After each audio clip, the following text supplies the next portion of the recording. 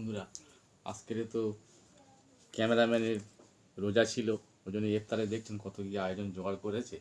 এদিকে দেখুন পেঁপে, পাকা পেঁপে, হ্যাঁ, এদিকে এই আছে তালের ফুলুলি, পেয়ারা আছে, জিলিপি আছে, ছোলা সিদ্ধ, ছোলা আলু, আর এই পেঁয়াজি বানিয়েছে, আর কুমড়োর চপ বানিয়েছে।